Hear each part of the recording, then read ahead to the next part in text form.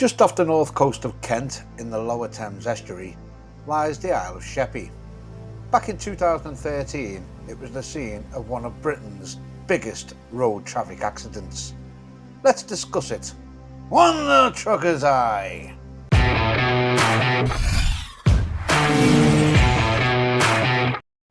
Most truck drivers are familiar with the Isle of Sheppey, whether it's delivering to the massive Aldi RDC here seen on the right, or whether it's visiting the port at Sheerness. Sheerness Docks is responsible for a whole host of imports, whether it's bananas, paper reels or cars. The port is seen as one of Britain's biggest car parks. It handles just under 500,000 vehicles every single year. Just a handful of the makes of cars imported into Sheerness include the likes of Audi, Porsche and Skoda. The Isle of Sheppey also has a rich aviation and naval history, and it's in the water off the north coast of Sheerness that we find one of the most famous shipwrecks you'll find around the coast of the UK. There we go, Sheerness. Canvey Island over there. That's Southend, sort of over there with the big pier. And then you pan round, and that you just see sticking up there is the SS Richard Montgomery. Arguably a more important shipwreck than the Titanic, the SS Richard Montgomery lies on a sandbank in the lower Thames estuary. It is still laden to this day with an estimated 3,500 tonnes of high explosives. There are of course many great videos on YouTube about how the SS Richard Montgomery becomes stuck on the sandbank, how it broke up, and also the grave consequences should anything happen to its cargo. I'll link one of the videos at the end of this video.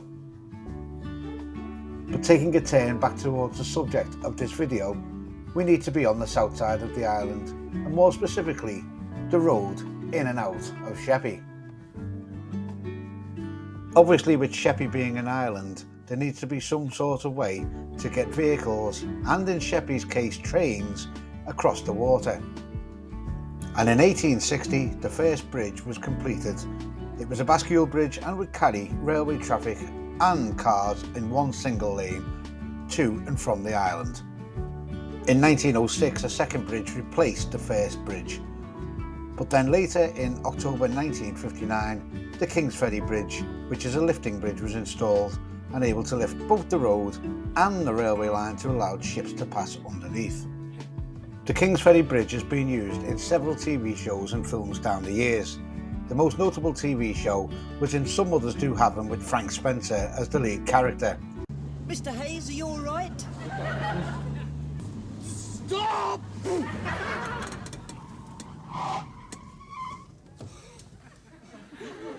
You only had to say. I think I'm going to be sick.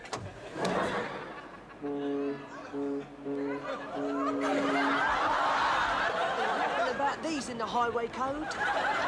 What? Tall, short roads. That episode originally aired in December 1975. Most recently, the bridge was also used in another feature film featuring Jason Statham, and the film was called The Beekeeper.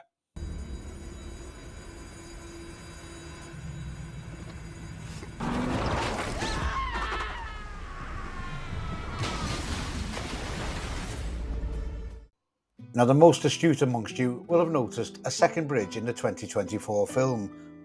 This bridge was not around in 1975 as it was only built and opened in 2006. This is the second Sheppey Crossing.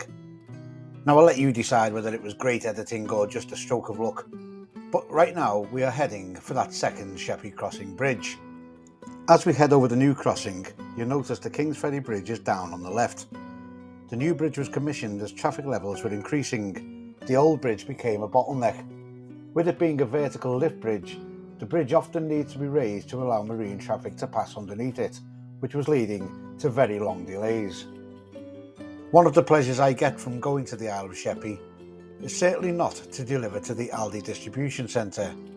What used to be a great place to deliver is no longer a great place to deliver.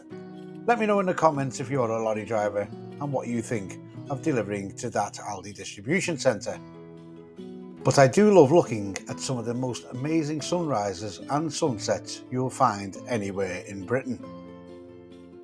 But as well as beautiful sunrises and beautiful sunsets, the island is prone to fog.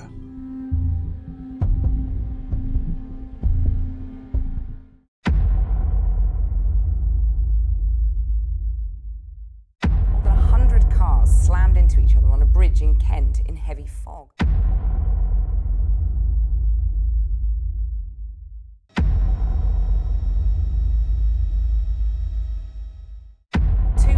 People were caught up in the multiple crash on the Sheppey Bridge crossing, which left 8 people badly hurt. 27 are still in hospital. One of Britain's biggest ever road traffic accidents had taken place on the Sheppey Crossing that had been open for just 7 years. So has anything changed on this bridge since 2013? Well, sadly, just under a year later, a mother and son died in an accident on the same bridge. Following this fatal accident, the speed limit was reduced on the bridge from 70 miles per hour to 50 miles per hour. But then, after a 17-month review, the speed was then put back to 70 miles per hour after it was found the lower speed limit was causing more accidents. The lower speed limit in my footage is purely down to some roadworks further up the road, just at the junction for Sittingbourne's Industry.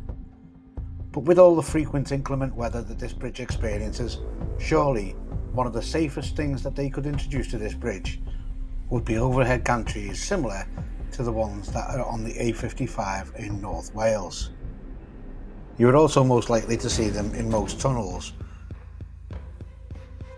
Quite often matrix systems like this are often linked to systems such as stationary vehicle detection systems, making it very simple to close a lane or, in extreme cases, both lanes off within a tunnel or on a bridge. So once again, it's back over to you. What do you think would help with the safety of this bridge? One last point I'd like to make is, I don't know if you noticed this, but when you look at the footage of that Sheppey Bridge, quite a lot of the lorries have no damage on them whatsoever. Now, either they were going a lot slower than the cars, or with the experience of driving a truck, they were much more equipped to deal with the situation. I do have one more point to make, but first I would like to thank you all for watching the video. I do hope you enjoyed it. If you have, please give it a thumbs up. If you haven't subscribed yet, then please consider doing so. And I'll see you all next time on the next Trucker's Eye video. But first, I like to give credit where credit is due. I'll leave you at the end of the news story from Channel 4 News. But it could have been even worse but for a quick-thinking lorry driver. He parked across the entrance to the bridge to stop more vehicles crashing into the pile-up. A big well done to that driver.